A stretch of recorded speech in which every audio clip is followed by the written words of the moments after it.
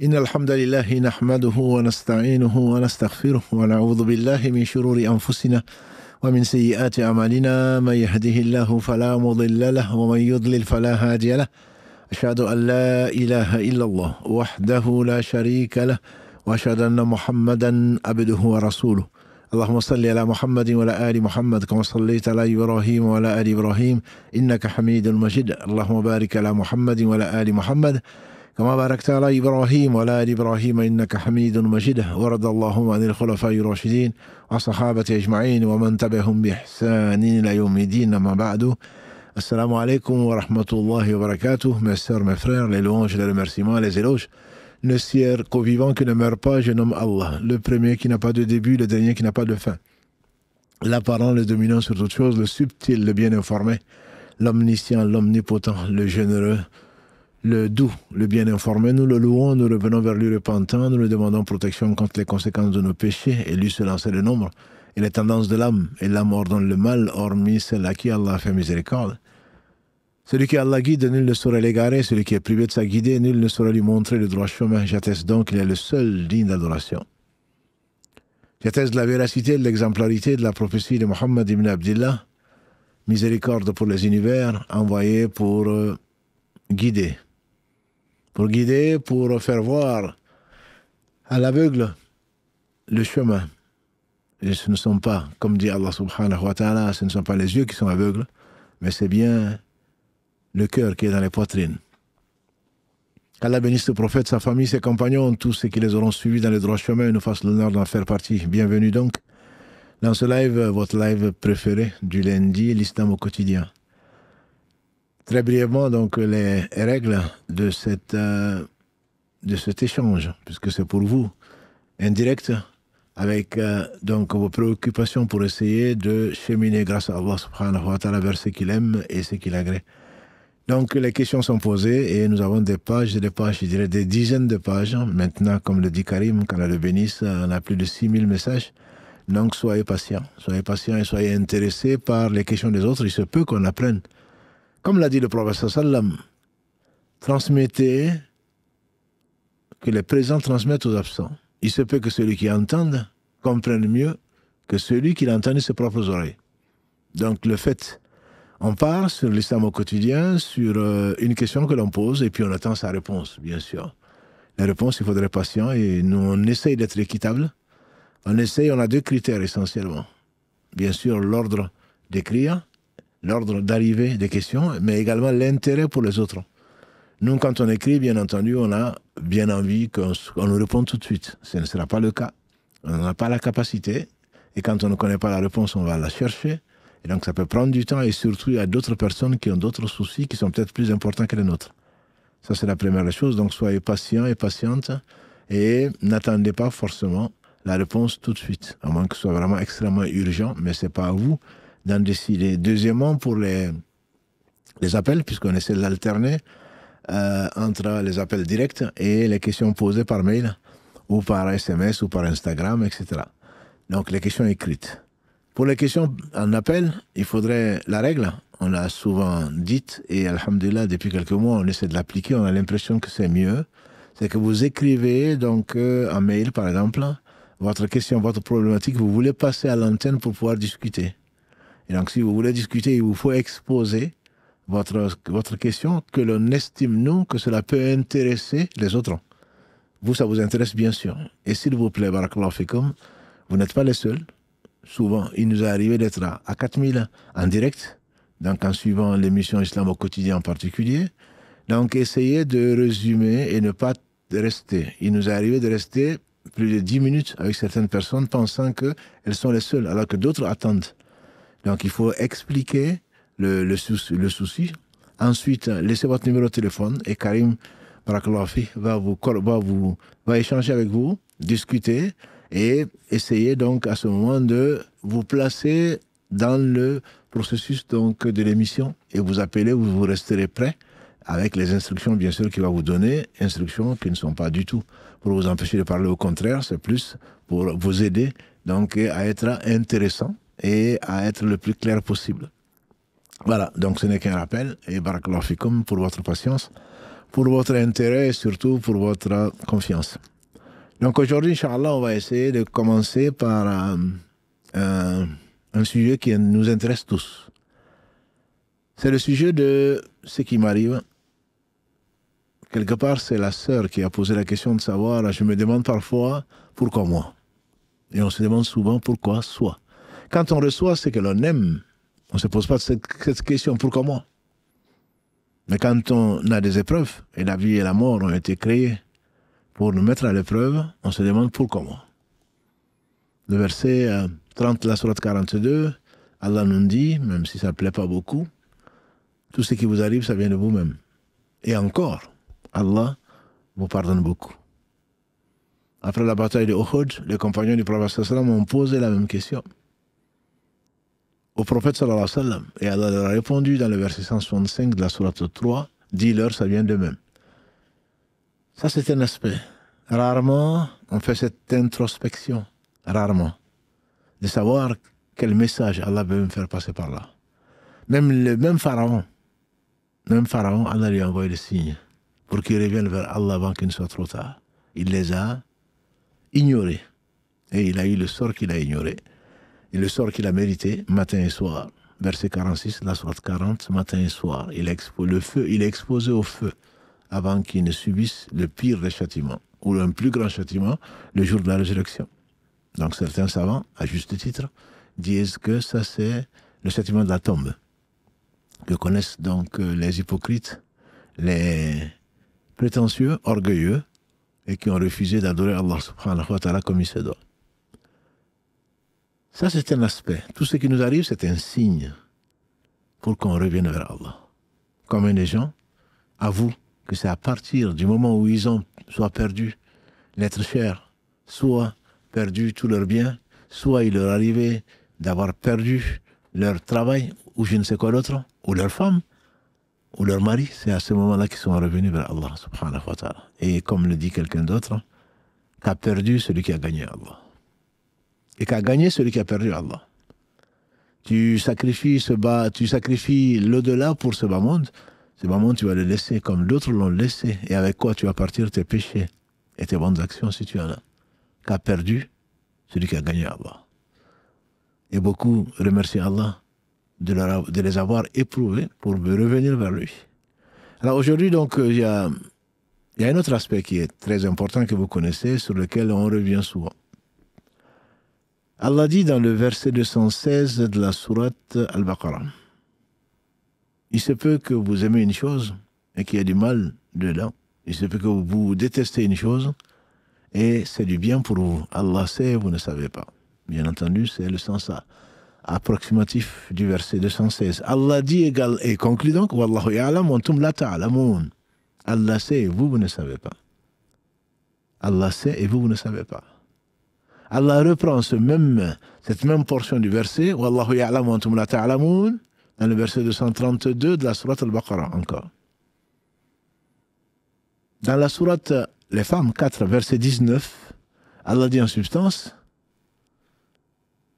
il se peut que vous détestez une chose et où Allah a mis un très grand bien.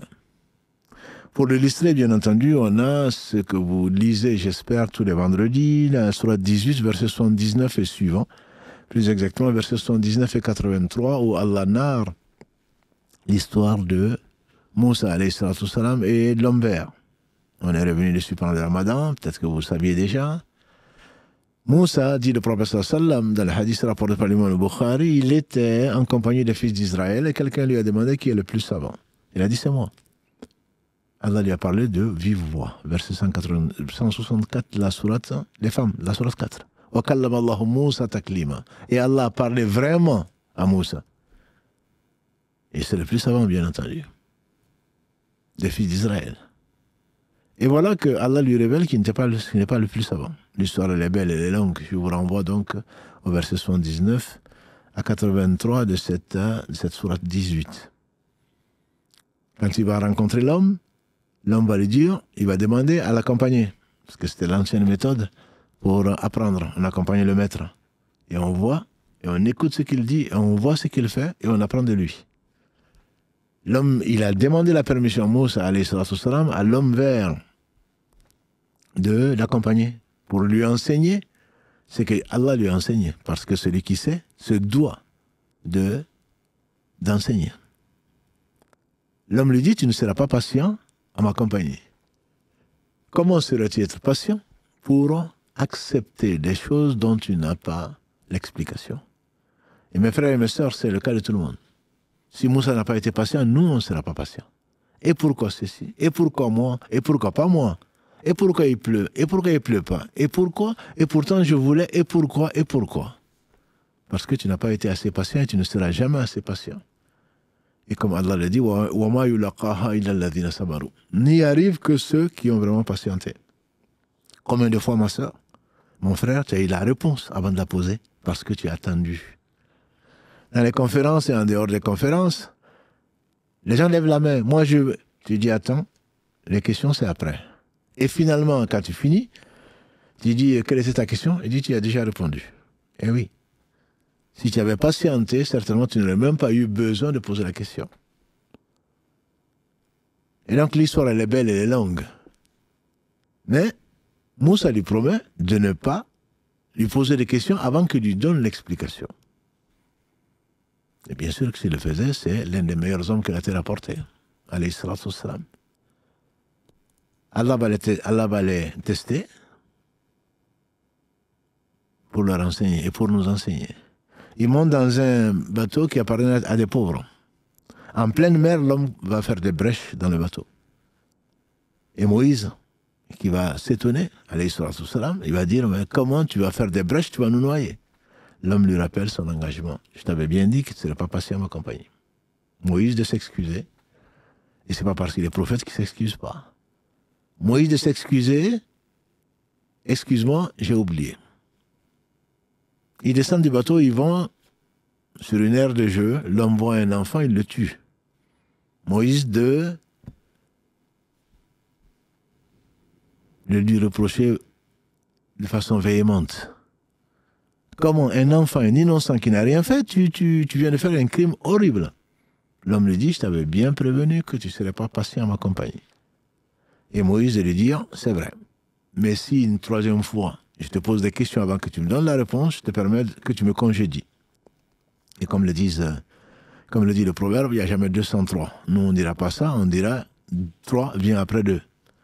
En effet, la troisième, bien qu'il ait promis encore de ne pas lui poser des questions, la troisième fois, ils arrivent quelque part, ils voyagent ensemble. Ils arrivent dans un village et ils demandent l'hospitalité, à manger, à boire. Et voilà que les habitants refusent. Et comme je dis à ceux qui me connaissent, ça fait 50 ans que je suis en France et il n'y avait pas de SDF. Vous ne pouvez pas vous l'imaginer, les jeunes. Des centres de domicile fixe, ça n'existait pas. Les étrangers étaient aimés, rassurés. On ne courait pas derrière eux, mais on voulait la compagnie des étrangers, parce qu'on aimait l'autre, parce qu'on savait que l'autre va nous apporter ce que nous, on n'a pas. Bien entendu, aujourd'hui, ce serait un rêve. Ce n'est pas le cas. Mais, alhamdulillah, ce sont des signes d'Allah subhanahu wa ta'ala qu'il faut analyser, qu'il faut comprendre, et il faut réagir en fonction. Bref, ces gens leur ont refusé l'hospitalité. Mais il n'y a pas de hasard. Moussa et l'homme vert voient un mur qui penche. Le mur qui va pencher et qui va tomber. Et l'homme de ce qu'Allah subhanahu wa ta'ala lui a inspiré, il n'inspire que le meilleur, et retrousse les manches et redresse le mur. Là, Moïse, alayhi salatu wassalam, il est content. Toi, au moins, tu n'es pas comme eux. Si tu avais voulu, tu aurais demandé un salaire pour ce que tu viens de faire, alors qu'ils nous ont refusé à boire, à manger un toit. Et toi, tu fais ça gratuitement? L'homme lui dit, je t'avais bien dit que tu ne serais pas patient à m'accompagner. Maintenant, donc on va se quitter. Mais avant de nous quitter, je vais te donner l'explication de ces 3 choses. Le bateau appartenait à des pauvres. Devant nous, il y avait un roi injuste qui confisquait tous les bateaux en bon état. J'ai voulu faire des brèches afin que le bateau échappe aux pirates. En effet, Moïse se rappelle leur bateau a été arrêté à un point et à un checkpoint, si on peut l'appeler ainsi, et les pirates ont regardé, ont inspecté le bateau Comme il y avait des brèches, ils l'ont laissé passer, alors que beaucoup de très beaux bateaux avaient été confisqués. Et le proverbe ne dit-il pas quelque chose malheur est bon? À quelque chose malheur est bon. Ah oui, heureusement que. Mais tu ne le dis que parce que tu as eu la réponse. Il dit l'enfant était l'enfant de 2 croyants. C'est Allah qui le dit. Leur père et mère étaient croyants. Son père et sa mère étaient croyants. Mais de ce qu'Allah sait, et le prophète l'a confirmé, cet enfant allait, s'il avait grandi, il allait aller en enfer. Il allait être mécréant. Allah leur a voulu du bien aux croyants en rappelant cet enfant et en leur donnant un enfant meilleur qui va les aider dans leur religion, donc pour atteindre l'au-delà. Et toi, bien entendu, tu perds un enfant, et qu'est-ce que j'ai fait? Je te rappelle simplement que le prophète sallallahu alayhi wa sallam, qui est le meilleur des hommes, il n'a connu aucun de ses enfants, de ses garçons, qui est grandi. Tous sont décédés à bas âge. Et donc, si Allah aime quelqu'un, à n'en point douter, c'est bien son prophète sallallahu alayhi wa sallam.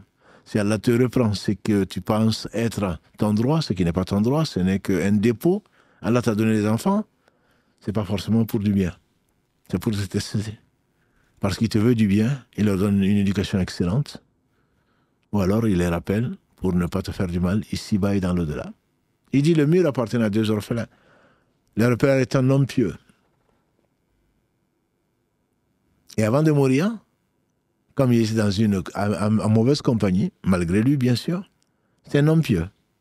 Il a creusé, puisque ne pouvant pas faire confiance aux gens qui étaient méchants, qui refusent l'hospitalité par exemple, il a creusé un fossé, une fondation, il a mis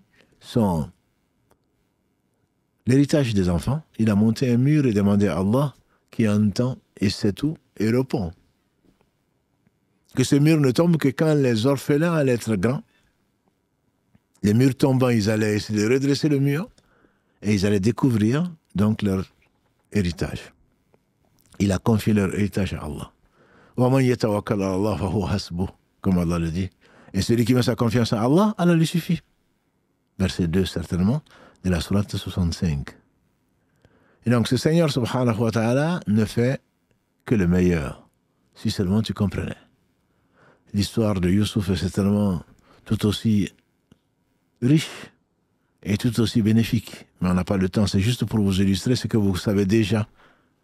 Et les savants disent que quand tu es privé d'enfant, comme ce cas-là, c'est pour ton bien. Allah sait et toi tu ne sais pas. Quel que soit ce qui t'arrive, ma soeur, quel que soit ce qui t'arrive, mon frère, dis-toi, sois convaincu qu'Allah est sage.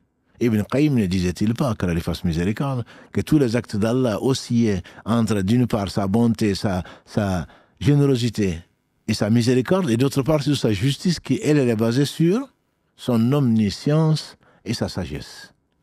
Il n'y a rien pour rien, il n'y a pas de hasard. Allah sait ce qui a été, ce qui est, ce qui sera, ce qui n'a pas été. Si ça avait été, c'est que ce serait. Alors ne te fatigue pas. Ne te fatigue pas d'aller te plaindre aux autres d'Allah. Pourquoi Allah a fait ça? Tu te plains d'Allah en réalité. Pourquoi Allah m'a fait ça? Comme si tu venais de subir une injustice. Ya ibadi inni haramtu dhulma ala nafsi.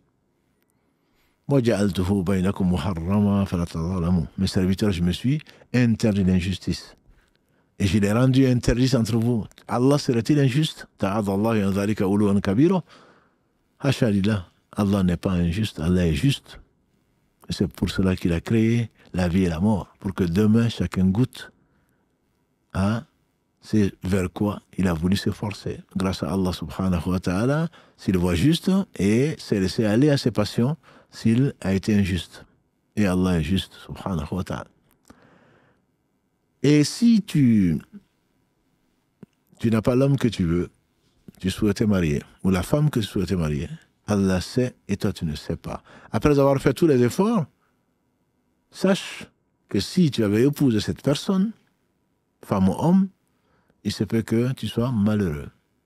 Ce n'est pas que les deux, qu'Allah ne les aime pas, ou les deux ne soient pas des croyants pieux, mais simplement une compatibilité. Allah sait ce qui n'est pas si ça avait été ce que ce serait. Et remercie Allah de t'avoir évité cela. De t'avoir évité ce mariage-là, même si, bien entendu, tu es inconsolable. Tu veux t'associer à quelqu'un pour faire du commerce pensant que c'est quelqu'un qui a beaucoup de compétences dans le commerce, qui réussit, tout le réussit. Il refuse. Il se peut qu'en t'associant à lui, tu aurais fait faillite. Il se peut qu'en t'associant à lui, vos rapports, et combien de gens, leurs rapports ont été au plus bas quand ils ont travaillé ensemble, quand ils se sont associés. Allah veut peut-être par là que vous restez de bons frères, de bons amis, de bonnes sœurs. Surtout si c'est dans le lien de parenté qui est sacré. Et donc, en général, Masrouk, qu'Allah lui fasse miséricorde, rapporte d'Ibn Mas'oud, qu'Allah agrée Abdallah, qui disait « Je préférerais tenir une braise jusqu'à ce qu'elle s'éteigne dans ma main, ou mordre une braise, que de dire sur une chose décrétée qui est arrivée si cela ne s'était pas passé, si cela s'était passé autrement. » Parce que tu remets en doute, tu remets en cause la sagesse d'Allah subhanahu wa ta'ala. Et ça, bien entendu, c'est quelqu'un qui connaissait Allah. Je parle d'Ibn Mas'oud qui dit ça. Je préfère manger du feu, je préfère tenir une braise dans ma main jusqu'à ce qu'elle s'éteigne plutôt que de la lâcher. Je préfère ça plutôt que ma bouche dise ça aurait pu arriver autrement. Ça aurait mieux si c'était, ça aurait été mieux si ça arrive autrement. Bien sûr, c'est un degré de foi. Mais bien entendu, Allah sait subhanahu wa ta'ala mettre son épreuve et on comprend pourquoi ces gens ont accompagné le meilleur des hommes et pourquoi, comme on lui fait dire d'ailleurs, vous, il parle des épigones, des deuxième génération, qui est la meilleure deuxième génération, il dit, vous connaissez du Coran, vous connaissez les hadiths, peut-être plus que nous, bien que lui connaissait le Coran par cœur, et c'était d'ailleurs une référence. Le prophète sallam a dit, prenez le Coran de 4 personnes, Abdallah, il a commencé par lui, et c'était Abdallah ibn Mas'oud. Il dit, il n'y a pas de verset dans le Coran dont je ne connais pas quand il a été révélé et pour quelle raison. Il a dit donc à la deuxième génération, vous connaissez beaucoup de Coran et beaucoup de hadiths, peut-être plus que nous, mais la différence c'est que nous, on croit à l'au-delà. Nous, on croit à l'au-delà. Nous disons tous, bien sûr, on croit à Allah, en ses anges, en ses messagers, en ses livres, au jour du jugement dernier et au destin, mais en réalité, celui qui croit en l'au-delà, certainement, aura un comportement exemplaire.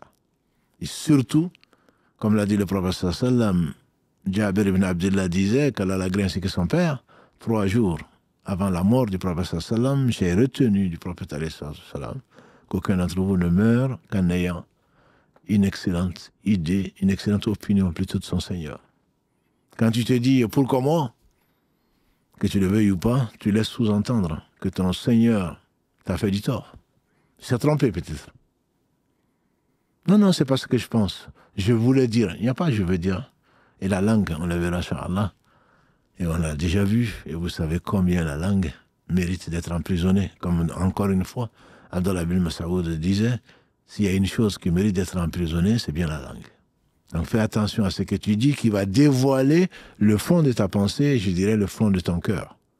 Et c'est la raison pour laquelle on prie Allah subhanahu wa ta'ala l'acceptation, de nous donner l'acceptation de son destin. Et à ce sujet, je remercie donc un frère qui nous a écrit la semaine dernière, à Islam au quotidien. Je me permets, même s'il ne m'a pas donné la permission de lire sa lettre, je ne lui ai pas demandé puisqu'il ne m'a pas laissé son numéro de téléphone, il nous a écrit. Et donc, j'aimerais bien vous partager cet écrit que j'ai trouvé très beau et en rapport avec notre sujet. Il dit donc, cher frère Imam Dafé, si Mohammed et tous les collaborateurs de toutes vos émissions. Tout d'abord, je remercie Allah de m'avoir donné l'opportunité de savoir l'existence de vos émissions. Comme le rappelle l'imam, le hasard n'existe pas et j'en suis convaincu. Ensuite, je vous remercie à l'équipe, qu'Allah vous bénisse vos biens et vos familles, sans oublier vos parents. Nous disons Amen. Qu'Allah vous accorde le Firdaus et vous y accueille sans jugement. On dit bien Amen. Ainsi qu'à toi, mon frère. Qu'Allah vous fasse rencontrer le prophète Mohammed sallallahu alayhi wa sallam. Nous disons Amin, ainsi qu'à nous tous, cette grande famille. Vos différentes émissions, écrit-il, ont changé ma trajectoire de musulman. Vous ne vous rendez peut-être pas compte, dit-il, de votre impact. En tant que musulman, j'ai plus appris ces 5 dernières années, ces 5 derniers mois plutôt, que durant les 35 dernières années de ma vie. Enseignement, Allah lui a enseigné plus que 35 ans. Il doit être donc à 35 ans. Je ne saurais vous remercier assez pour cela. Celui qui ne remercie pas les gens ne remercie pas Allah, comme l'a dit le prophète sallallahu alayhi wa sallam. Allah est miséricordieux. En 2019, mon entreprise a lancé un plan de licenciement économique. Au mois de janvier, j'en faisais partie. Au mois de février, mon bailleur m'a annoncé qu'il veut vendre la maison que je louais. J'habitais cette maison avec ma famille depuis 5 ans. Et nous nous étions affectionnés d'elle. Et mon réflexe a été de dire au propriétaire que nous voulons l'acheter et que de nous laisser 6 mois. J'espérais pouvoir trouver un CDI dans les 6 mois. Au bout de ce délai, je n'ai pas trouvé de CDI pour pouvoir prendre un crédit immobilier. Allah a fait que je n'ai rien trouvé et que la maison a été vendue. Une semaine après, j'ai trouvé du travail. Certains diraient que ce n'était pas ma chance. Mais je crois plutôt que Allah m'a épargné de commettre un grand péché. Il est miséricordieux. Et je l'en remercie. Car je ne savais pas que le prêt immobilier et le riba qu'il constitue est extrêmement grave. Je suis reconnaissant aujourd'hui à notre Seigneur de m'avoir évité ce péché si grave, de n'avoir pas eu de crédit pour acheter la maison. Mon nouveau travail était dans une société de leasing. Je ne savais pas que c'était haram. Malgré que je travaillais bien et que j'avais de très bons résultats, j'ai été licencié.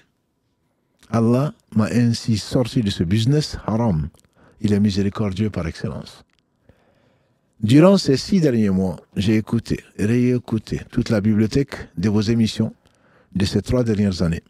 J'ai lu le Coran pour la première fois de ma vie. J'ai prié, j'ai imploré Allah pour trouver du travail. Il a exaucé mes implorations et j'ai trouvé du travail. En effet, demain, je reprends le travail. Le hasard n'existe pas pour le musulman. Notre Créateur est généreux. Il nous tend sans cesse des perches. Si nous croyons en lui et si nous sommes sincères, nous pouvons être entendus et nos prières exaucées. Cette épreuve était du bien pour moi. Il n'y a que de la sagesse et du bien dans les décisions d'Allah. Qu'Allah vous protège, vous bénisse, vous accorde le paradis sans jugement, qu'il bénisse vos familles et vos parents et vos biens. Lui, Allah subhanahu wa ta'ala, qu'Allah vous accorde une santé de fer et une volonté sans faiblesse pour que vous puissiez continuer à nous faire ce travail pour la Ummah. Salam alaikum wa rahmatullahi wa barakatuh. Voilà, donc j'espère que vous avez écouté attentivement ce que ce frère, ce qu'Allah lui a mis dans le cœur et le fait comment il a vécu son licenciement et ensuite le fait qu'il a été obligé de sortir de là où il habitait. Et avec cela, et pour cela, il remercie Allah subhanahu wa ta'ala. Et donc les anciens et les meilleurs, qui sont les prophètes comme Yaqub alayhi salam, Israël, disaient « Je me plains qu'à Allah ». Le prophète alayhi salam, quand il a quitté Taïf, sans avoir pu convaincre quelqu'un d'autre, qu'un jardinier qui disait qui venait de la ville de Ninive. Donc le prophète sallam lui a dit, Ninive, c'est la ville de mon frère, Zounoun, Yunus. Il a dit, mais comment tu le connais? Il dit, mais nous les prophètes, on est tous des frères, on est du même père, mais de mères différentes. Il lui a embrassé la tête ou les pieds, et ensuite il est parti, et il s'est plaint à Allah. Il s'est plaint à Allah, Allah, je me plains d'eux, pas des gens de Taïf. Je me plains des gens, il dit pour peu, pas d'importance, que je n'ai pas, aux yeux des gens, cette importance. Pas de problème. Que les gens me traite comme un va-nu-pied. En effet, ils ont envoyé des va-nu-pieds pour lui jeter des pierres et ses pieds étaient ensanglantés. Et il s'est réfugié dans ce jardin. Il dit, peu importe ce que les gens font de moi, ce que je souhaite le plus, c'est que tu ne sois pas courroucé contre moi. Que tu ne sois pas courroucé contre moi. Et je me réfugie auprès de la lumière de ta face pour que jamais tu ne sois courroucé contre moi. On dit que c'est après. Allah lui a envoyé des djinns qui se sont convertis, que lui n'a pas vu. Également l'ange de la montagne. L'histoire est belle, elle est longue. Mais c'est pour simplement dire que nous sommes tout simplement, beaucoup d'entre nous en tout cas, injustes. Injustes vis-à-vis d'Allah en le considérant comme injuste. Que ceci te traverse l'esprit, c'est que tu ne le connais pas. Si tu le connaissais, tu saurais qu'il est le juste, subhanahu wa ta'ala, et qu'il soit remercié comme le frère le remercie. Et on ne saurait jamais le remercier comme il se doit, subhanahu wa ta'ala. Donc on va passer aux questions, notamment à la question d'une sœur qui nous concerne, nous les frères en particulier. J'espère que vous et votre famille, wa alayhi salam, et vous et votre famille, vous vous portez bien. Qu'Allah vous récompense pour les efforts que vous fournissez au sein de la communauté. Je n'ai vraiment pas de questions à poser, dit-elle, mais j'aimerais attirer votre attention sur un sujet qui, je pense, mérite un rappel, l'épreuve du célibat. L'épreuve du célibat. Surtout du point de vue des propos qui circulent à ce sujet. Beaucoup d'entre nous, hommes ou femmes, ou hommes comme femmes, sont éprouvés par le célibat. Malgré les causes faites et la confiance placée en Allah, nous savons qu'il fait toujours ce qu'il y a de meilleur. C'est pour cela que je l'ai classé dans ce chapitre. Allah ne fait toujours que le meilleur, même si cette épreuve est parfois difficile à vivre. Comme on l'a dit tout à l'heure, il se peut que le fait que tu n'aies pas pu te marier soit du bien pour toi. Allah sait et nous on ne sait pas. Elle dit donc il est fréquent d'entendre cependant, notamment de la part de certains frères, des propos blessants à l'égard des sœurs non mariées, surtout lorsqu'elles approchent la trentaine. Des remarques comme vous êtes périmées, trop vieilles pour avoir des enfants, ou d'autres formes de moquerie deviennent malheureusement courantes. Ces paroles atteignent les cœurs, détruisent la confiance en soi et contredisent les valeurs de respect et de miséricorde que l'islam nous enseigne. Si ces frères ont une opinion personnelle, qu'ils la gardent. Qu'ils la gardent pour eux, afin d'éviter de blesser inutilement leurs sœurs. J'espère qu'un rappel venant de vous, en tant qu'homme et personne de science, pourra toucher les cœurs et sensibiliser la communauté à ce sujet. Barakallahu fikoum pour votre écoute et pour tout ce que vous faites. On dira Barakallahu fiki, ma sœur, qui nous permet l'occasion de revenir sur ces choses-là. Certainement, il y a beaucoup de personnes qui sont éprouvées par le célibat. Et ce n'est pas parce que la personne est célibataire qu'elle n'est pas aimée d'Allah, ni qu'elle est mariée, et que ce serait signe qu'Allah l'aime. Il ne faut pas juger. Allah sait et nous on ne sait pas. Si on doit juger quelqu'un, c'est bien nous, notre âme, et certainement pas l'autre. Et il est facile à Allah, même si la personne se marie bien plus tard, au paradis elle ne sera pas malheureuse. Si elle supporte avec dignité, avec patience, avec reconnaissance l'épreuve qu'Allah lui envoie. Et ce n'est pas parce qu'Allah t'aime qui t'a donné tant d'enfants ou tant de richesses. C'est le destin. Ce n'est pas un signe d'amour qu'Allah se donne des enfants ou une femme, une position, de l'argent et tout ce que tu veux. Ce n'est pas du tout bon signe. Enfin, ce n'est pas bon signe. Ce n'est pas un signe d'amour d'Allah subhanahu wa ta'ala. Les enfants peuvent être et sont souvent des épreuves. Des épreuves et des tentations. Allah dit dans la sourate 18, dont on a parlé tout à l'heure, verset 46. Al-malu wal-banoun zinatul hayati dunya wal-baqiyatu s-salihatu khayrun inda rabbika sawaba wa khayrun amala. Al-malu wal-banoun, les biens matériels et les enfants ne sont qu'une tentation. Et les œuvres qui restent, wal-baqiyatu s-salihatu, les bonnes œuvres qui restent, certains disent que c'est subhanallah, alhamdulillah, la ilaha illallah, Allah akbar, mais c'est beaucoup plus général que ça. Tout ce que l'on fait en visant la face d'Allah subhanahu wa ta'ala, en suivant la sunna du prophète sallam, s'appelle les bonnes œuvres. Baqiyatu salihat, c'est celles qui restent et qui méritent vraiment de l'espoir. C'est bien mieux chez Allah subhanahu wa ta'ala et suscite beaucoup plus d'espoir. Et donc, les plus éprouvés, on a dit, sont les prophètes, alayhi salam.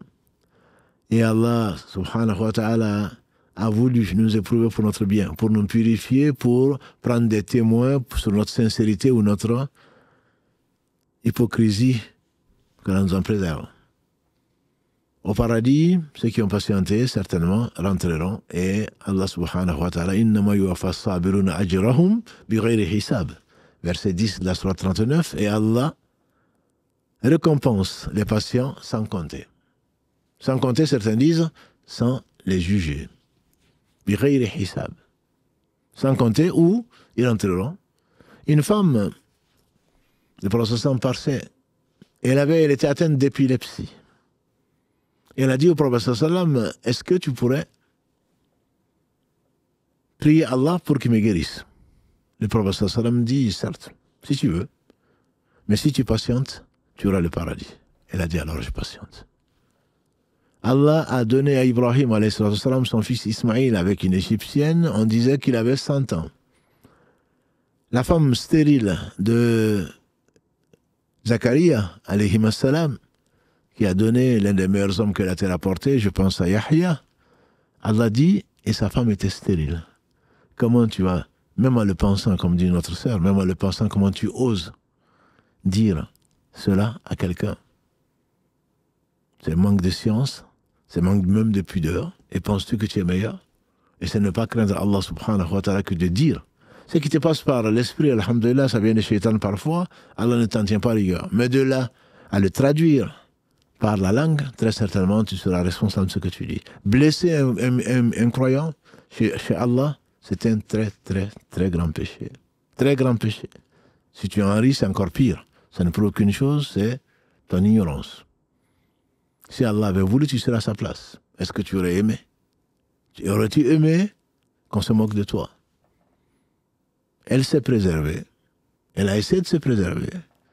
Sinon, elle aurait pu avoir des aventures, elle aurait pu avoir des enfants hors mariage. Elle ne l'a pas fait. Par crainte d'Allah subhanahu wa ta'ala. C'est ce qu'on espère, en tout cas, ce qu'on doit penser. Dans notre dogme, on doit penser du bien de tout le monde, jusqu'à preuve du contraire. Et donc, ne te moque pas, prie pour elle, si c'est du bien pour elle. Console-la si tu peux. Viens en aide à cette sœur, au moins par les invocations, plutôt que de la condamner et de dire des choses que tu ne connais pas. Et qu'Allah subhanahu wa ta'ala nous fasse miséricorde et pense les plaies donc ouvertes d'un certain nombre de gens et qui nous reforme pour les ignorants parmi nous et qui nous accompagne jusqu'à sa rencontre subhanahu wa ta'ala. Une autre question, donc Salam, mon père a un cancer en stade terminal. Qu'Allah le purifie. Il a toujours été très assidu dans ses prières. Aujourd'hui, il est alité en incontinence, très affaibli, et n'arrive plus à faire des prières et ne tient pas ses ablutions. Il est très faible. Doit-il les faire alité et sans ablution? Il doit les faire alité, tant qu'il a une conscience. Avec ou sans ablution, il doit les faire alité. Le prophète sallam a dit, ce que je vous interdis, abstenez-vous-en. Ce que je vous ai ordonné, faites-le autant que vous pouvez. Les savants expliquent ce hadith en disant que, entre autres, Allah dit de prier debout, assis ou couché. Donc s'il ne peut pas, qu'il est alité, il se peut que ce cancer soit, pour lui, une occasion de rentrer au paradis, de rencontrer son Seigneur en tout cas, sans aucun péché. Donc sans aucun péché, c'est le paradis. C'est un don d'Allah subhanahu wa ta'ala qui, après l'épreuve, très certainement, est reconnaissant. Le prophète sallam nous a dit que quand Allah aime quelqu'un, il éprouve, au point qu'il le rencontre sans aucun péché. Donc Allah subhanahu wa ta'ala le purifie. Cancer généralisé, stade terminal, tout sur cette terre, kulman alayha fan. Wa yabqa wajhu rabbika dhul jalali wal ikram, dans la sourate 55, verset 29, je crois, tout ce qui est sur cette terre est appelé à disparaître. Ne subsistera que la face noble ou la face de ton Seigneur pleine de majesté. Donc il doit prier, quelle que soit sa position, tant qu'il est conscient, même alité. Alors, les ablutions, il ne pourra probablement pas les faire. Mais au moins, apporte-lui, ceux qui sont à côté de lui, apporte-lui une pierre ou l'équivalent et faites-lui faire le tayammum, les mains, le visage, sinon faites-le pour lui et qu'il prie dans la position qu'il peut. Et Allah sait, tant qu'il est conscient, il doit prier. Et donc, n'obligez pas à faire ce qu'il ne peut pas faire, ne le dégoûtez pas, et surtout pas à la fin de sa vie. Voilà, s'il a prié jusque-là, alhamdulillah, qu'Allah accepte, mais tant qu'il est conscient, s'il ne le fait pas, et Allah a facilité son adoration, très certainement, il sera empêché, et vous en serez les responsables. Parce que la recherche de la science est une obligation pour chaque musulman et pour chaque musulmane. Vous l'aimez, on n'en doute pas. Mais quand on aime quelqu'un, on aime le paradis pour la personne et sa droiture. Et donc Allah vous donne l'occasion aussi de profiter et d'aider quelqu'un que vous aimez, qui est votre père, qu'Allah subhanahu wa ta'ala lui facilite donc sa rencontre, ainsi qu'à nous. Une autre question, je tenais tout d'abord, alayka salam, à vous remercier, vous ainsi que toutes vos équipes, ou votre équipe, pour tout ce que vous faites pour la communauté. On ne le fait que pour nous-mêmes. Qu'Allah Azawajal vous récompense et vous accorde le paradis sans jugement. On dira Amin. Voilà un habitué de la famille. Mon grand frère est décédé en France depuis une trentaine d'années, dû à une erreur médicale, entre guillemets, par la volonté d'Allah. Suite à ça, mes parents l'ont enterré en France. J'ai remarqué qu'il était enterré dans un carré non musulman, tel qu'il était entouré de cercueils non musulmans. Ma question est la suivante, faut-il le mettre dans le carré musulman ou le laisser où il se trouve actuellement? Mes parents n'avaient sûrement pas remarqué cette erreur, c'était la première fois qu'ils étaient confrontés dans une épreuve aussi grande. Ils sont de l'ancienne génération. Barakallahu fikum.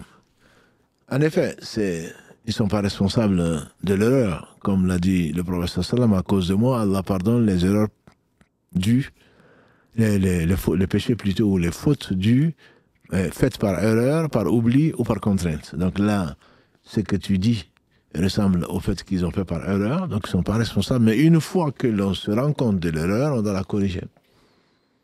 On doit reprendre le cercueil, ou ce qu'il en reste, et le mettre dans un carré musulman. Voilà ce que je sais donc de cette question-là. Qu'Allah fasse miséricorde à nos défunts et nous fasse miséricorde avant d'arriver au stade où ils sont arrivés, et c'est une certitude. Wa alaykum salam, je suis la sœur qui était dans les commentaires de TikTok du live de ce soir. Donc c'est certainement pas ce live de ce soir, c'est peut-être même pas le live de lundi dernier, peut-être, c'était celui de lundi dernier ou lundi d'avant. Et je me permets donc de vous poser la question ici. C'est une question vraiment importante pour moi et j'agirai en fonction de l'avis de l'imam Mamadou, que je respecte énormément. Je suis une femme musulmane, voilée de 22 ans. Et je souhaite me lancer sur les réseaux sociaux avec pour objectif à long terme de peut-être lancer un projet dans quelques années, une fois que j'aurai bâti une communauté. Ce sont des projets. Mon intention est de produire du contenu licite, utile et bienveillant pour aider mes sœurs en islam à travers les hijab tutoriels ou encore des conseils en modest fashion. J'ai longue étude également. Mon but est d'aider les sœurs à avoir plus confiance en elles et, Inch'Allah, de devenir une figure inspirante pour elles. Je souhaite donc me montrer, c'est-à-dire montrer mon visage, sans utiliser de musique dans mes vidéos. Mon contenu s'adresse exclusivement aux femmes, mais je suis consciente qu'il est difficile de contrôler totalement son audience sur les réseaux et que les hommes peuvent donc le voir. J'aimerais avoir un avis clair sur ce point. Est-ce un péché? Est-il permis pour une femme de s'exposer sur les réseaux sociaux dans ce cadre-là? Je me suis lancé il y a quelques semaines et en moins d'une semaine, j'ai atteint presque 5000 abonnés. Presque 5000 abonnés. Mais j'ai décidé de tout supprimer car je voulais d'abord avoir un avis religieux avant de continuer. Je ne m'attendais pas à ce que mon contenu plaise autant à des sœurs. Alhamdulillah.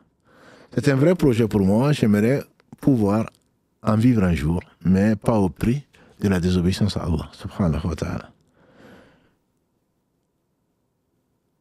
Également pour la réponse, elle sera en live ou par mail, que je sache quand me connecter. Mais tu sauras, j'espère que tu es connecté. Si ce n'est pas connecté, tu seras connecté ou on t'en parlera ou d'autres personnes en profiteront.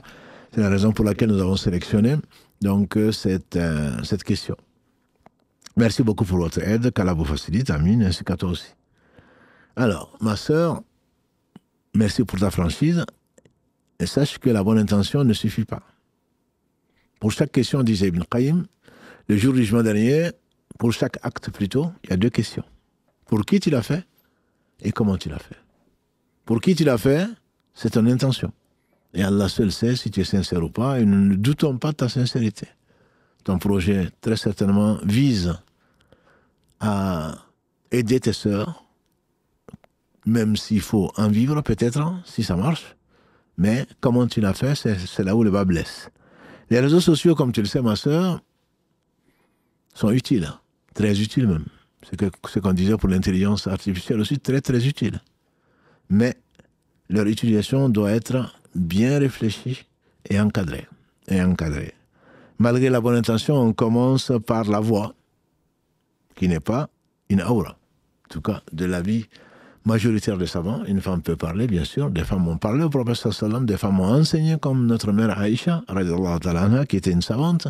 Et Allah dit notamment dans le verset 32 de la sourate Al-Ahzab, sourate 33, « Ya nisa an-nabi, lastunna ka'ahadin minan nisa, in taqaytunna, fala tahda'na bil qawl, fayatama alladhi fi qalbihi marad.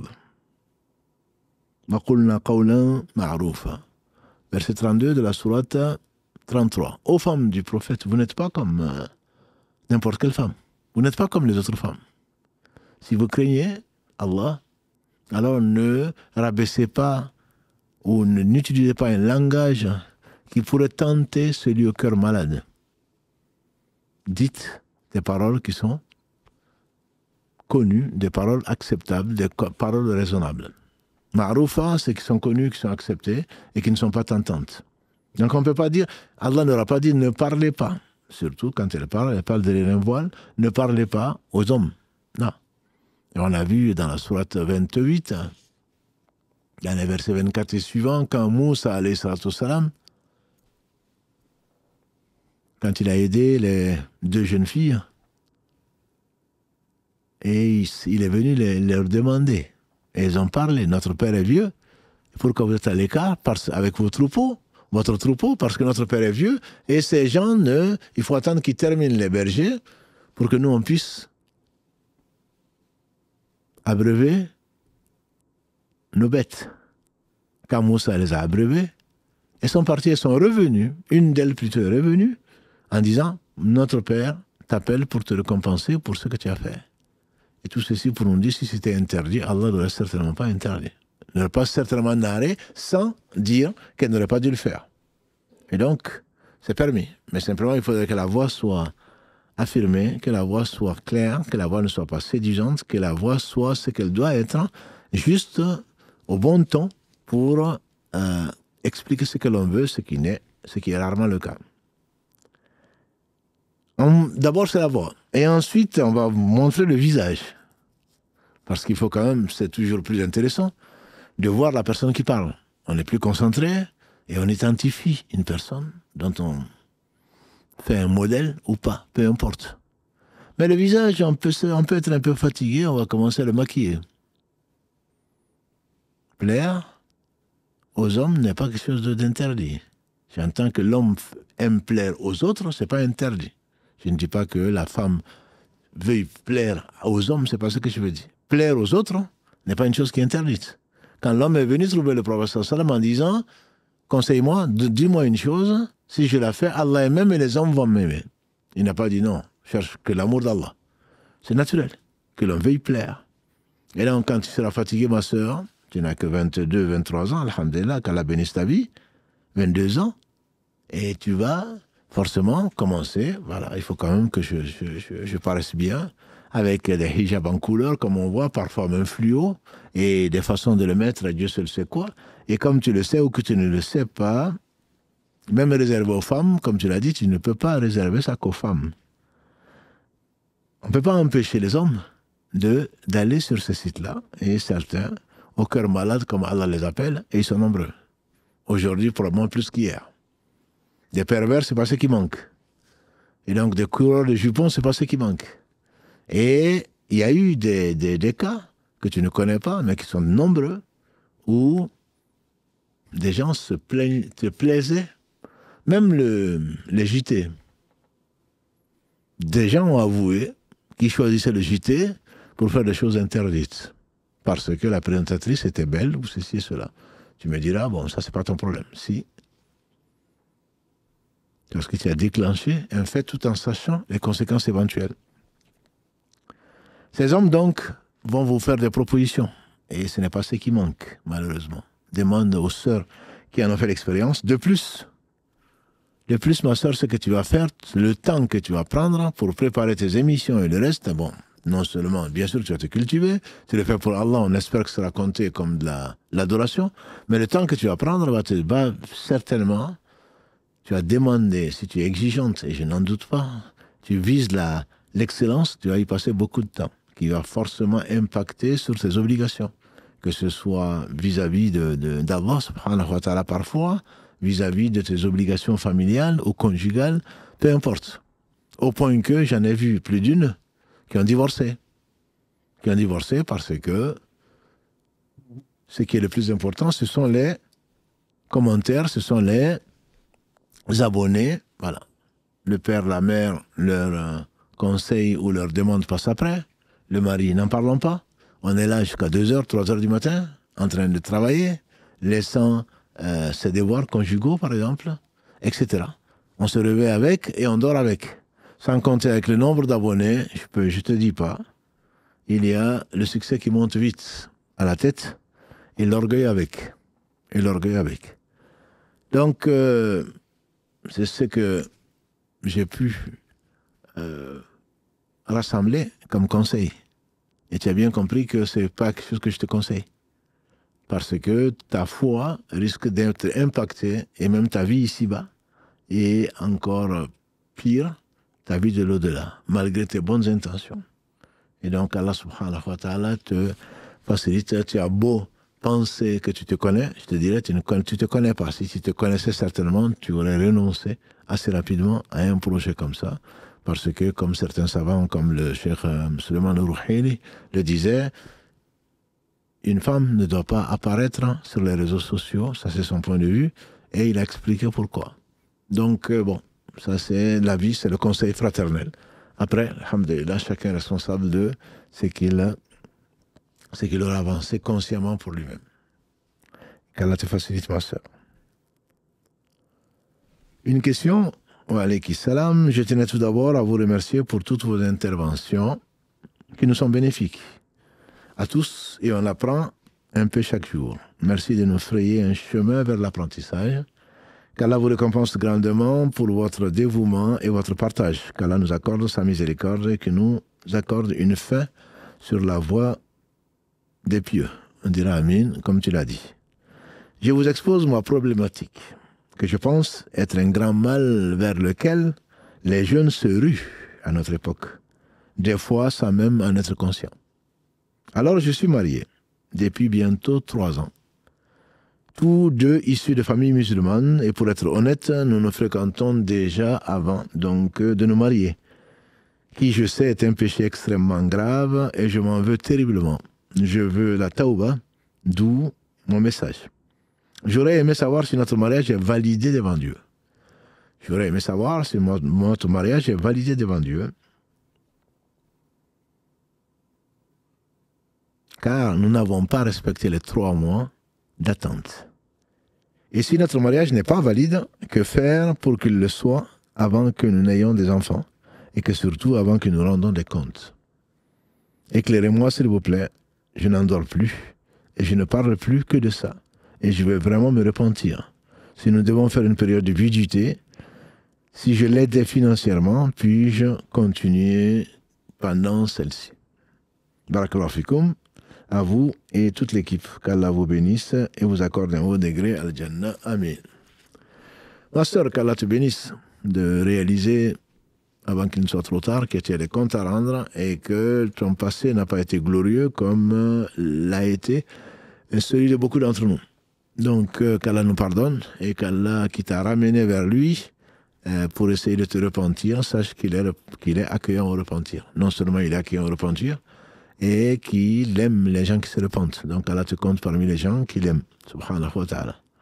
Alors, pour que les gens comprennent, tu parles de 3 mois dans le rythme maliki, quand il y a eu fornication, la séparation doit durer 3 mois. Ça, c'est un des avis de savants. Un autre avis, c'est que il faut absolument qu'il y ait l'écoulement de sang. C'est-à-dire entre le moment où du péché de fornication et le mariage, il faudrait qu'il y ait les règles, qu'il y ait des menstrues, le sang menstruel, ou qu'il y ait des règles, ou qu'il y ait le sang, donc des lochis, s'il y a grossesse. Ça, c'est l'avis majoritaire.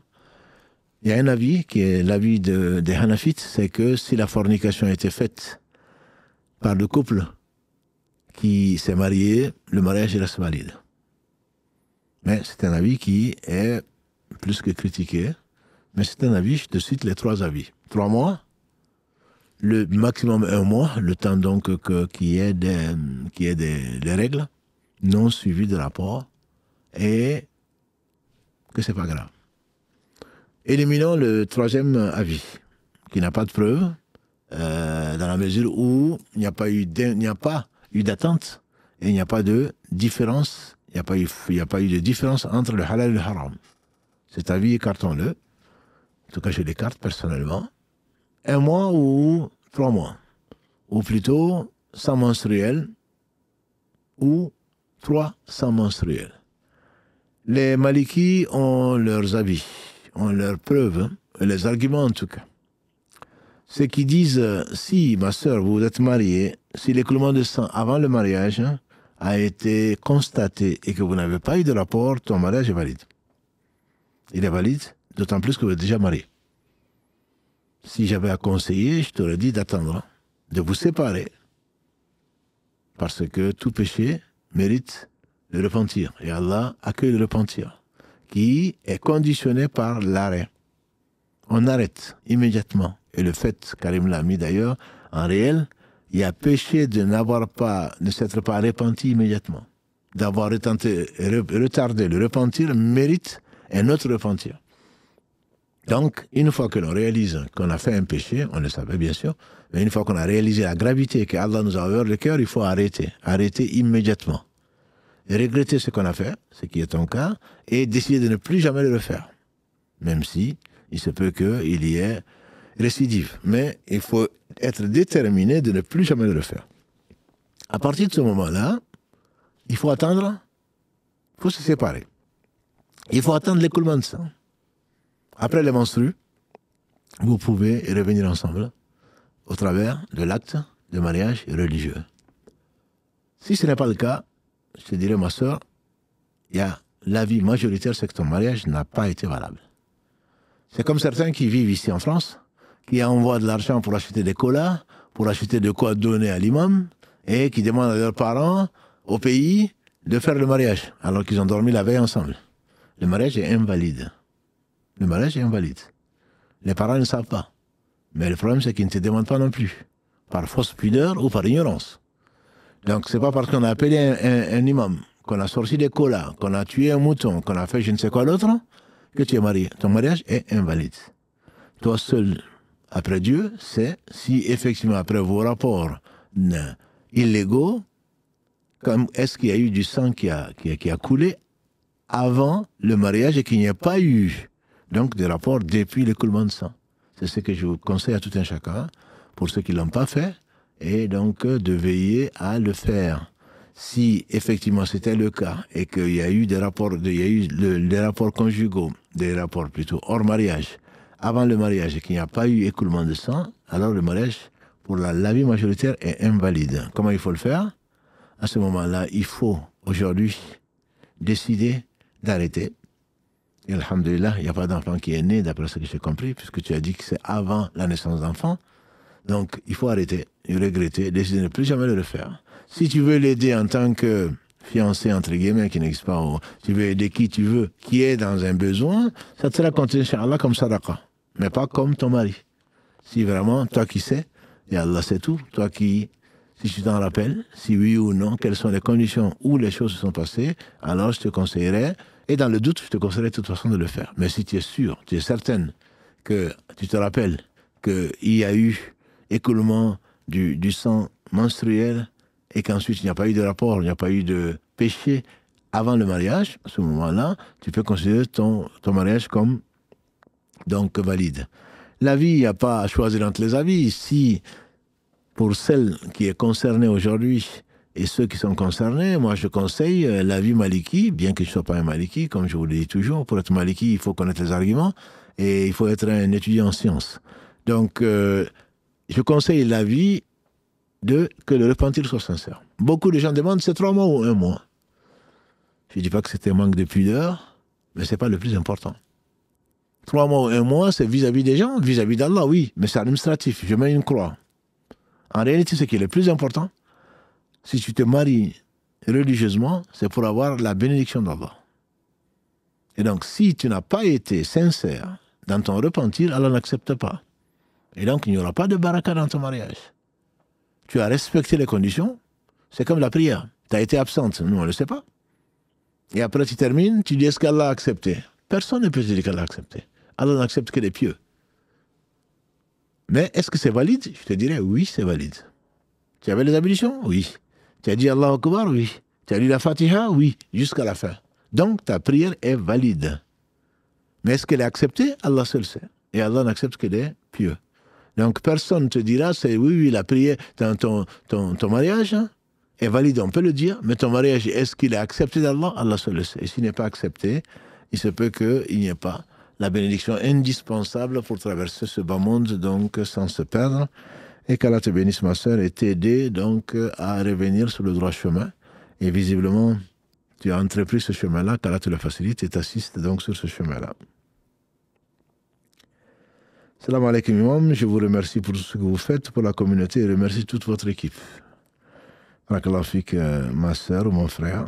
J'ai une question concernant ma situation actuelle. Donc j'ai une question, j'imagine. Je suis étudiante, donc c'est une sœur ici en France. Je suis mariée récemment, mais je ne suis pas d'accord avec mon mari et on ne s'est pas vu pour le moment. Depuis qu'on s'est marié, le mariage s'est fait au bled et aucun d'entre nous ne vit là-bas. Il y a 3 ans, il m'a demandé un mariage et a même délégué sa maman d'aller voir celle qui m'a élevé et en a informé tout son entourage au bled parce qu'on est du même quartier. Avant le mariage, on a fait beaucoup de bêtises par téléphone. Mais à chaque fois que moi, j'essayais de dire ce que nous faisons n'était pas bien. J'imagine que c'est la masturbation ou c'est autre chose, j'en sais rien. Lui, il répondait, il y a pire que ça, et Allah est miséricordieux. Voilà l'insouciant. Quelqu'un qui suit ses passions. C'est pas où il y a pire, bien sûr il y a pire. L'enfer a combien de degrés? Bien sûr, il y a pire. Mais il y a plus pire aussi. Tu désobéis à Allah volontairement et tu dis qu'il y a pire. Bref, il me disait donc que je n'avais aucun droit de juger car je ne suis pas Dieu. Oui, je ne te juge pas, c'est ce que j'ai dit souvent. Mon frère, je ne te juge pas, ma soeur, je ne te juge pas non plus. Je ne te juge pas sur ce qui est dans ton cœur. Par contre, tu juges sur les faits. 2 hadiths sont connus et sont la base même de l'islam. Innamal a'malu binniyat, les actes ne valent que par l'intention qui les anime. Ça, c'est Allah seul qui le sait, on le laisse à Allah seul. Personne ne peut dire t'es sincère, t'es pas sincère. Et le hadith, donc ça c'est Omar ibn Khattab, et le hadith de notre mère Aïcha, tout acte qui ne correspond pas à ce qu'Allah a révélé ou à notre pratique est à rejeter. Si tu fais un acte, je ne vais pas te dire non, mais cet acte, normalement, il ne faut pas le faire. Mais bon, c'est Allah, je ne suis pas dans ton cœur. Donc peut-être que tu le fais pour le bien. Non, les actes, les bons actes, les actes ne sont bons que par rapport à la bonne intention. Mais les bons actes, quant au péché, il n'y a pas de bonne intention qui puisse les justifier. Je ne connais pas de divergence entre les savants. Il n'y a pas un acte qui est un péché. Non, je le fais, mais Allah sait que, sauf par contrainte.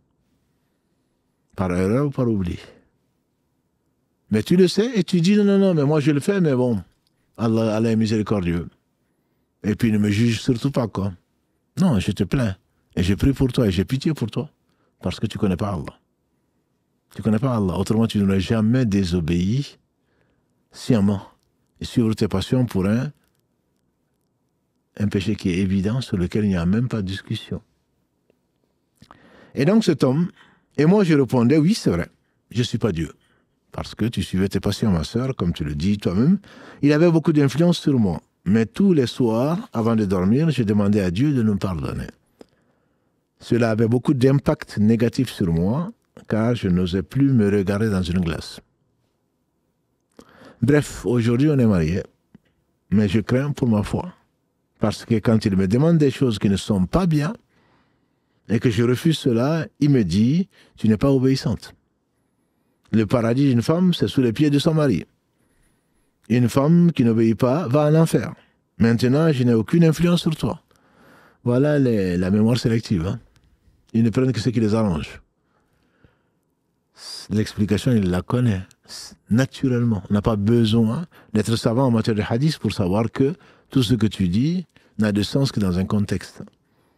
J'ai toujours eu conscience qu'il me disait de faire des choses pas bien. C'est ce que dit la sœur.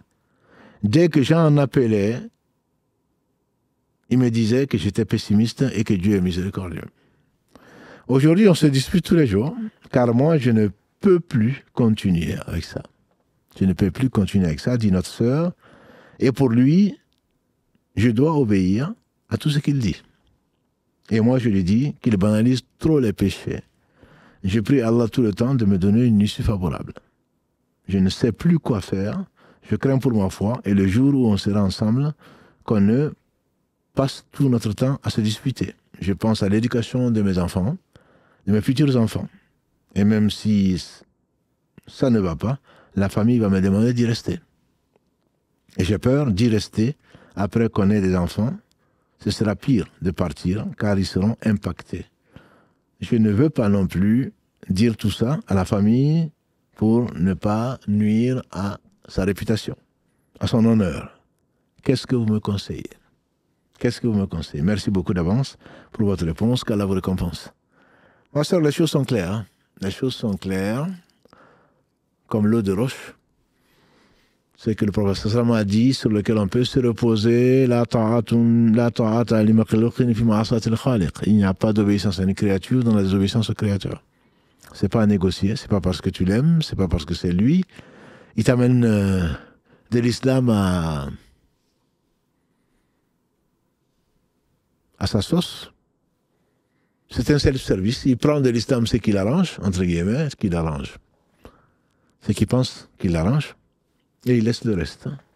Il est sur le faux, à n'en pas douter. Toi-même, Allah a mis dans ton cœur le fait que c'est interdit, ce qu'il te demande de faire est interdit. Comment se peut-il que tu lui obéisses? Il n'y a pas d'obéissance à une créature dans la désobéissance au Créateur. Dans différentes formulations de ce hadith-là, il n'y a pas de discussion dessus. Allah dit dans la sourate Luqman 31, verset 15, je crois, ووصينا الإنسان بوالديه حملته أمه وهنا على وهن وفصاله في عامين أن اشكر لي ولوالديك إليك المصير وإن جاهداك على أن تشرك بي ما ليس لك به علم فلا تطعهما وصاحبهما في الدنيا معروفة واتبع سبيل من أناب إلي ثم إلي مرجعكم فأنبئهم بما كنتم تعملون. Allah dit, nous avons particulièrement recommandé à l'homme ses deux parents. Sa mère l'a porté difficulté sur difficulté. D'être reconnaissant vis-à-vis de moi et d'être reconnaissant vis-à-vis de tes parents. Mais s'ils te contraignent à m'associer ceux dont tu n'as pas de science, ne leur obéis pas. Ne leur obéis pas. Ne leur obéis pas. Mais accompagne-les dans la vie de ce bas monde de la meilleure façon. Ma'rouf. Comme il se doit. Parce qu'à lui, à moi, vous ferez le retour et je vous informerai de ce que vous faisiez. Donc, si ça c'est père ou mère, à qui il ne faut même pas dire ouf. Allah te dit, père et mère, ne leur dis même pas ouf. Bien sûr, le paradis de la femme est entre, oui, entre père et mère et entre mari. Qui a le droit avant ton mariage, père et mère, celui qui leur désobéit à Allah dans tout ce qui ne désobéit pas à Allah. Et donc un mari qui va te demander, ton père, ta mère, Allah dit, ne leur obéis pas. S'il te demande de faire ce dont tu n'as pas de science, c'est qu'Allah a interdit, ce que tu me décris, que l'on devine pudiquement, c'est certainement ce qui est interdit. Comme on le verra dans l'autre question également d'une sœur. Et donc ce n'est pas permis, tu ne dois pas lui obéir. Ton paradis, ton enfer est sous ses pieds, oui, certainement. En lui obéissant, certainement, les deux, si vous mourrez dans cet état, je crains pour moi, je crains pour vous. Allah est miséricordieux, certes, mais il est également dur de châtiment. Et donc, surtout qu'il t'a averti, il t'a permis, alhamdulillah, de réaliser le chemin tortueux sur lequel vous êtes tous les deux, et là, il t'accompagne lui comme un shaitan en train de te pousser à la désobéissance à Allah. Et il ne te sera d'aucun secours demain devant Allah subhanahu wa ta'ala. Aucun, absolument aucun secours. Et donc, il ne faut pas lui obéir, quelle que soit la chose, et ce que je te conseille personnellement, c'est de refuser ce qu'il te demande. Même si, probablement, c'est quelque chose qui, tu le fais peut-être pour lui, peut-être aussi, c'est ta passion aussi, te pousse à la faire. Dans tous les cas, tu dois refuser et de l'avertir des conséquences du choix qu'il te propose, de sa désobéissance. C'est-à-dire, s'il continue, s'il n'arrête pas, 1, tu ne vas pas lui obéir, 2, tu vas demander le divorce. 3, si tu demandes le divorce, on va te demander pourquoi, reste, tu vas dire, je ne reste pas parce que c'est un pervers. Le lui dire, si tu ne peux pas lui dire, écris-lui. Écris-le lui. Il finira par le lire, peut-être qu'il comprendra. Et s'il pense que tu rigoles, il faudrait mettre la chose en pratique. Il faut refuser. Refuser ce qu'il te demande, s'il te demande de désobéir à Allah. Les conséquences étant, effectivement, que soit il arrête, et ce sera du bien pour lui, soit alors que tu dis à tes parents, je ne peux plus continuer dans ce mariage-là. Et si tu te demandes pourquoi, tu dis parce que cet homme que vous voyez avec une allure, tu n'as pas, ce n'est pas de la médisance. Parce que c'est la seule façon pour qu'ils acceptent que tu te sépares de cet homme. S'il ne veut pas que ses parents le sachent, que tes parents le sachent, s'il ne craint pas Allah, il va au moins craindre pour son honneur. Donc moi je te dis clairement, tu dis à cet homme qui est ton mari, tu lui dis, tu arrêtes. De toute façon, je n'accepterai plus, jamais. Terminé. Et si tu persistes, je demanderai le divorce. Et si on me demande pourquoi, et où on me refuse le divorce, je dirai pourquoi. Et c'est que tu demandes. Il se peut que celui qui ne craint pas Allah craigne au moins les gens, comme c'est souvent le cas de beaucoup, et qu'Allah subhanahu wa ta'ala te raffermisse, ma sœur, et t'éloigne donc de ce péché-là et de tout ce qui encourt sa colère. Une autre question qui a un rapport avec d'autres sujets. Wa alaykum salam, qu'Allah vous récompense, dit-elle, Amin, pour tout ce que vous nous enseignez dans vos lives et par la précision et la pertinence de vos réponses. S'il y a un bien quelconque, c'est à Allah qu'on le doit. J'aurais besoin d'aide suite à ma situation. Je me suis mise en couple avec mon mari à l'âge de 16 ans. À l'âge de 16 ans, il est d'origine maghrébine et moi française. Je n'étais pas converti. Nous n'avons jamais fait le halal. Nous avons eu 3 enfants. Nous avons été mariés à la mairie uniquement à ma majorité. J'ai toujours cru en Allah. Mon mari croit en Dieu, parle de Dieu, mais n'a jamais pratiqué. Nous avons vraiment vécu dans les péchés. Pas d'islam. Travail dans les lieux illicites. Avortement, etc. Une catastrophe, qu'Allah nous pardonne. Amin. Il y a quelques années, je me suis converti par une envie profonde en moi, depuis toujours de me rapprocher d'Allah. L'islam est rentré dans mon quotidien et alhamdulillah, je prends des cours. J'ai arrêté tout ce qui me faisait faire de l'illicite, fréquentation, travail, etc. Alhamdulillah. Aujourd'hui, j'enseigne à mes enfants l'islam au quotidien. Bon, c'est le titre de notre live.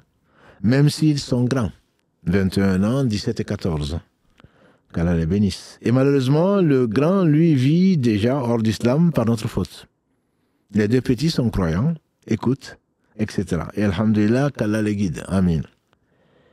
Le problème aujourd'hui, c'est que je ne suis toujours pas marié religieusement.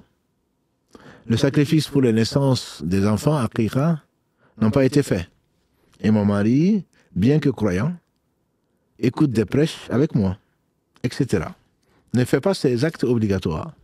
Prie un temps, puis arrête. Je lui ai fait des rappels constamment, lui expliquer qu'on a beaucoup de choses à faire pardonner à notre âge avancé et qu'il faut vraiment suivre nos obligations. Cette situation me pèse lourdement. J'ai énormément de remords, à pleurer, à demander à Allah de me pardonner quand je me remémore ma vie d'antan. Je ne me reconnais pas. J'ai l'impression d'être devenu quelqu'un d'autre. La foi m'a changé littéralement. La solitude que je me suis imposée également. Il y a aussi le fait que je ne peux même plus dormir avec mon mari. Je ne peux même plus dormir avec mon mari. Malheureusement, il ne peut pas plutôt s'empêcher d'aimer des choses illicites et comme il n'arrive pas à s'en empêcher, je préfère ne plus dormir avec lui. Car ça m'est arrivé de céder car il insiste trop. J'aime mon mari, on s'entend bien et c'est qu'il est croyant et vraiment gentil. Tout le monde dit qu'il est doux et gentil. C'est un bon papa. Ses enfants l'aiment beaucoup. Je serais tellement triste de devoir divorcer, mais comment faire pour sortir de tout ça? Merci pour votre écoute et votre aide. Je n'ai jamais osé franchir le pas d'une mosquée pour demander de l'aide par honte. Je ne fréquente pas des gens musulmans qui pourraient m'accompagner. Honnêtement, la honte est trop forte, qu'Allah nous pardonne. Merci beaucoup. Barakallahu fik, ma sœur, si la foi elle a ceci d'extraordinaire, c'est qu'on ne te reconnaît plus une fois que tu as choisi Allah comme Seigneur, l'islam comme religion, Muhammad sallallahu alayhi wa sallam comme messager. On ne te reconnaît plus, effectivement. Même toi-même, tu te surprends. Ça, c'est une faveur d'Allah sur toi. Et sur qui il a voulu. Donc, tu es à la croisée des chemins. Tu es avec un homme que tu appelles croyant. Il n'est pas croyant. Il est musulman, peut-être. De la vie majoritaire des savants, si il ne renie pas les principes de l'islam et leurs obligations, mais il ne pratique pas. Croyant non pratiquant, je ne connais pas. Je ne connais pas ce terme-là. Cette qualification, je ne la connais pas. Si on est vraiment croyant, on croit en Allah, on croit en ses livres, on croit aux anges, on croit aux différents messagers, on croit au jour du jugement dernier. Et on croit au destin. Et donc, il n'est pas croyant. Pour moi, il n'est pas croyant.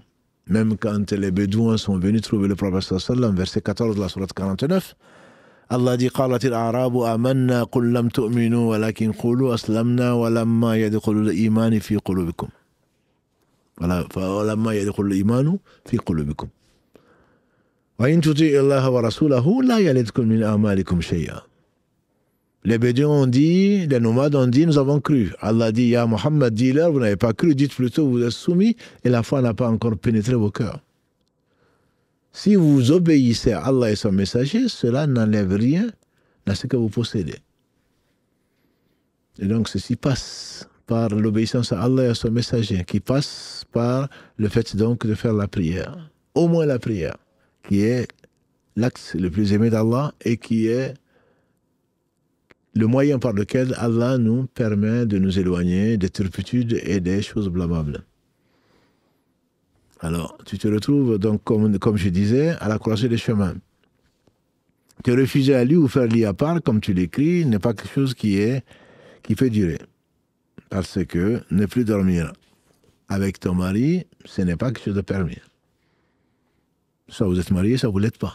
Si vous êtes marié, vous êtes obligé de dormir. Par contre, je devine, mais peut-être que je me trompe, qui se demande des choses qui sont interdites, comme à cette sœur, dont le mari lui demande des choses interdites, même si c'est par téléphone.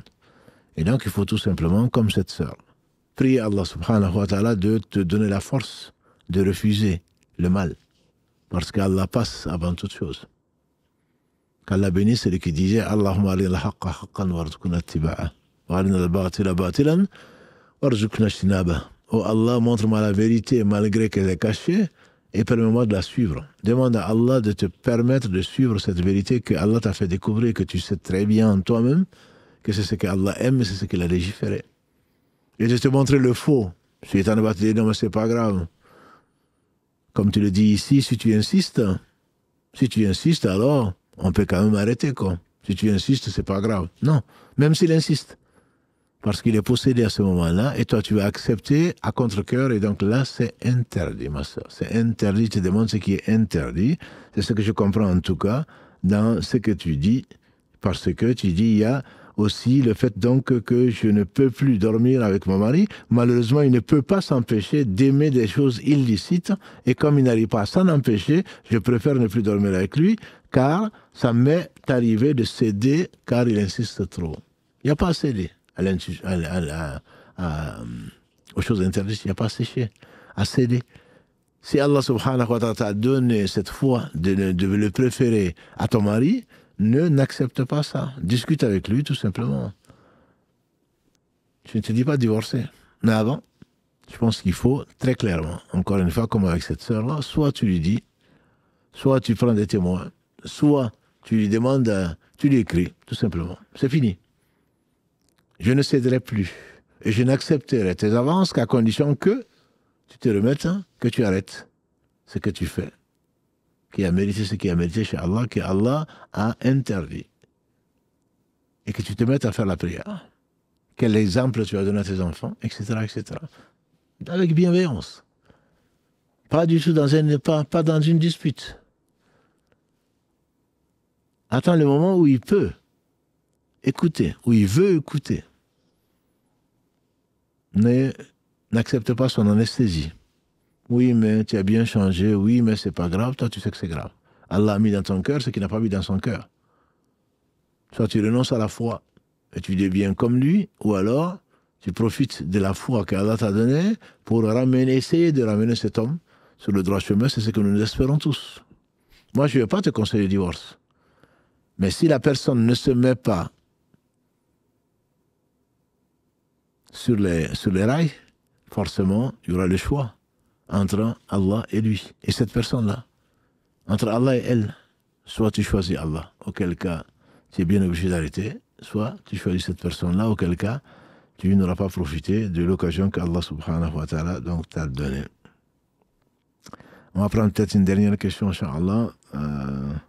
Les appels, c'est pas qu'on a eu des soucis, mais en tout cas, on n'a pas eu de questions en rapport donc, avec l'auditoire. C'est des questions qui sont personnelles. Donc, on n'a pas pris de questions ce soir. La dernière question, Inch'Allah, qu'on va prendre, et qui a toujours un rapport avec ces soucis que vous avez au quotidien. Et qu'Allah vous les résolve. Il est le seul à résoudre les problèmes. Salam alaikum toute l'équipe. Wa alaikum salam. Toute seule, je viens vers vous car je suis perdu. Je suis marié religieusement depuis 13 ans et mère de 5 enfants. Allahumma barik. Lors de mon mariage, la dot n'a pas été donnée jusqu'à ce jour. La famille a décidé qu'elle sera donnée le jour du mariage traditionnel au pays. Pendant 10 ans, je me suis occupé des charges du foyer pour que monsieur, qui gagne plus que moi, mette de l'argent de côté. Mais à quelques mois du mariage, il a donné toutes ses économies, donc sans m'en parler, à son ami, car il avait des difficultés dans son entreprise. Mais dans la dispute, il m'a dit qu'il voulait divorcer. Je n'ai pas compris. À savoir qu'à chaque dispute, il me menaçait de me ramener chez mes parents parce que je n'acceptais pas certains manquements de sa part, boissons, cigarettes, jeux d'argent, vol d'argent. Pour lui, tout ce qui est à lui est à lui. Pour lui, tout ce qui est à lui est à lui, et moi, ce que je lui appartient, et ce que je lui appartient, donc il se servait dans mes comptes à sa guise. Essayez de comprendre ce qu'elle a dit. Il a arrêté de boire, alhamdoulilah. Je patientais et priais beaucoup. Vu la situation, je devais économiser pour rattraper le préjudice. Donc, je lui ai demandé de s'occuper du loyer, l'électricité, et moi, je continue à prendre en charge le reste, c'est-à-dire courses, vêtements des enfants, assurance, cantine, garderie, couche, lait infantile. Mais au bout de 3 mois, il s'est énervé, car il voulait que je paye la moitié du loyer. Comme j'ai refusé, il a arrêté de payer le loyer en me faisant croire qu'il le réglait toujours, sauf que j'ai été assigné au tribunal judiciaire pour expulsion, car on avait plus de 5 mois de retard de loyer, et avec tout ça, il dit que je suis toujours sa femme, et me réclame des rapports. Sauf que moi, je ne sais plus si je suis en droit de le satisfaire. J'ai l'impression qu'il a voulu un 5e enfant, qui a 6 mois aujourd'hui, pour me bloquer, car il ne s'occupe pas de ses enfants. Ma question, suis-je toujours marié ou pas? Et faut-il encore patienter, ou c'est une réponse d'Allah pour mon invocation de quitter cette relation? Barakallahu fik. Alors ma sœur, qu'Allah te vienne en aide, d'abord il faut éclaircir en toi-même, parce que tu n'es pas au téléphone, je veux divorcer, ou je divorce, ou je t'ai divorcé. En islam, les termes sont très précis. Je veux divorcer, c'est une intention. Rares sont les gens qui n'ont jamais pensé à divorcer. Penser, c'est une chose. Et ça ne compte pas. Je divorce au présent ou au passé, j'ai divorcé, ou je te divorce, c'est compté comme un divorce. Et donc, comme Allah le dit dans le verset 228 de la sourate Al-Baqarah, At-talaqu marratayn. C'est 2 divorces. Troisième divorce, c'est fini. Il n'y a pas de possibilité de réconciliation. Le divorce est définitif et il te faut épouser un autre si tu as des candidatures. Et ensuite, sans lui mettre la pression, sans le provoquer, être divorcé, passer le délai de vigilité dans lequel il pourrait te reprendre. Et ensuite, si tu es divorcé définitivement, que tu puisses revenir à cet homme, au père de tes enfants. Donc ça, c'est moi qui pose maintenant la question. As-tu été divorcé ou il a eu l'intention de divorcer? Donc les termes sont très précis. Je te divorce ou tu es divorcé. C'est pas le regret qui est derrière. Je te ramène chez tes parents. Qu'est-ce qu'il a voulu entendre par là? Si toi tu as compris que si tu ne payes pas, parce que c'est devenu maintenant un chantage, si tu ne me payes pas la moitié du loyer, je te ramène chez tes enfants, je te divorce. Mais bon, donc ça, il faut d'abord que tu répondes à cette question. Je veux divorcer, je te divorce, ou tu es divorcé, c'est différent. Deuxièmement, le mariage, si c'est le cas, je veux te divorcer, ça veut dire que tu n'es pas divorcé. Dans ce cas, le mariage est valide. Car le mariage est valide sans dot, ma soeur. Une fois que la dot a été fixée, le mariage consommé, il y a 5 enfants, hein. Le mariage consommé, le mariage est valide, mais l'homme devient endetté. En plus de plus de 5 mois de loyer, il est endetté vis-à-vis de toi parce qu'il doit te le donner, ta dot. Rien ne dit, rien ne va justifier, rien n'excuse le fait que tu n'as pas eu ta dot. Il y a des traditions qui sont là, qui ont bon dos, et qui te disent, non, c'est le jour de la grande fête, tout ce qu'on veut. Non, ça, ce sont les traditions. Tu as droit à cette dot-là, mais tu restes quand même donc son épouse. Il n'y a pas de problème pour ça. Donc, ce qu'il te demande comme devoir conjugal, tu y es astreinte si tu veux continuer ce mariage-là. Donc, tu es bien marié. Maintenant, le mari est responsable de tous les frais. On a toujours dit, les 50-50, Karim a mis un réel dessus, 50-50, c'est pas de l'islam. Tout ce qui est frais d'entretien, tout ce qui est loyer, et tout le reste, c'est la charge du mari. Quitte à ce que toi, tu le décharges d'une partie, mais il ne peut pas exiger que tu payes ceci et cela, et que toi, non, tu peux, parce que tu gagnes, même s'il gagne plus, tu peux, pour tes enfants, ou pour aider ton mari, parce qu'il passe par un truc difficile, lui donner tout ton salaire, s'occuper de tout, mais il ne peut pas t'imposer du 50-50, et encore moins 50% de loyer, et refuser, mentir en plus, refuser donc de payer le loyer, et sans te le dire. Le problème, c'était la dernière question qu'on avait abordée lundi dernier, c'est la communauté de biens. Ah mais on est marié, donc c'est pour le meilleur, pour le pire, donc voilà, son argent c'est mon argent, très bien. Mais quand ses dettes aussi sont tes dettes. La communauté de biens, c'est un choix que vous faites. Donc si tu es assigné au tribunal parce que ton mari est endetté et qu'on va vous expulser, c'est parce que vous avez fait une communauté de biens.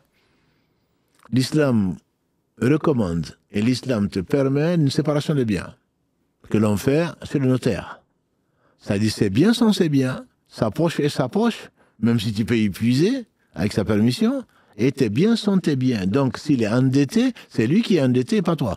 Mais là, comme vous avez communauté de biens, si on doit saisir quoi que ce soit, on peut saisir ses biens à lui s'il en a, et s'il n'en a pas assez, on va saisir tes biens également. Donc, on fait ce qu'on veut, et ensuite on dit, l'islam, qu'est-ce que je fais là?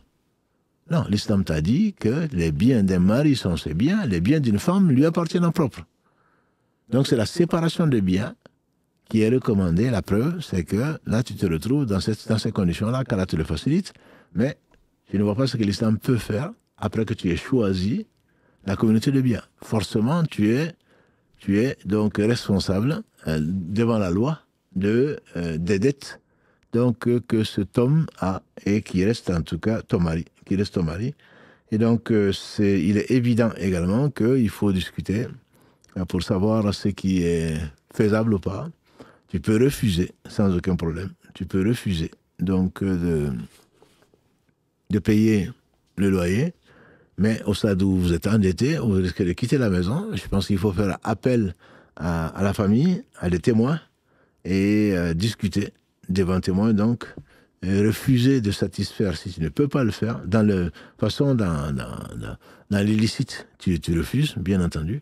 Et il faudrait arriver à une solution. Il n'y a pas de problème sans solution. Et qu'Allah subhanahu wa ta'ala vous préserve dans le bien, mais toujours dans le bien. Et ne suis pas les passions de qui que ce soit qui ne te seront d'aucune utilité.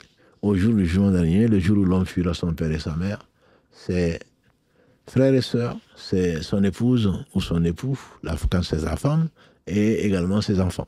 Donc qu'Allah subhanahu wa ta'ala nous réunisse dans le bien et que ce jour soit le jour de la délivrance et qu'il nous accorde son paradis, son agrément ensuite, son paradis, son jugement et ensuite son agrément, sa satisfaction qui est la meilleure chose à laquelle on peut aspirer. Voilà, donc on va s'arrêter là, Inch'Allah, aujourd'hui, sachant que la nuit est courte et que, enfin, la nuit est longue ou elle est courte, sachant qu'il y a beaucoup d'autres questions donc, qui ont été posées et auxquelles on essaiera de répondre, Inch'Allah. On continue à répondre plutôt. Notre prochain rendez-vous, donc, c'est mercredi à 21h pour parler de comment sauver son âme. Donc, c'est une parfaite cohésion avec ce que nous faisons jusque-là, parce que c'est bien ça qui doit être le souci principal. Que faire pour qu'Allah subhanahu wa ta'ala nous sauve? Donc, sauve notre âme pour qu'elle ne soit pas damnée et qu'elle ne goûte pas à l'enfer si elle doit aller un jour au paradis. Qu'Allah bénisse celui par qui il nous a fait parvenir ce message et l'a conservé. Je parle de Mohammed ibn Abdillah, qu'Allah bénisse ce prophète. Donc, ses frères prophètes, ses compagnons et leurs compagnons, les gens qui les ont suivis dans le droit chemin et nous fassent l'honneur d'en faire partie. Subhanakallahumma wa bihamdika, ashhadu an la ilaha illa anta, astaghfiruka wa atubu ilayk. سبحان ربك رب العزة عما يصفون والسلام على المرسلين والحمد لله رب العالمين والسلام عليكم ورحمة الله وبركاته.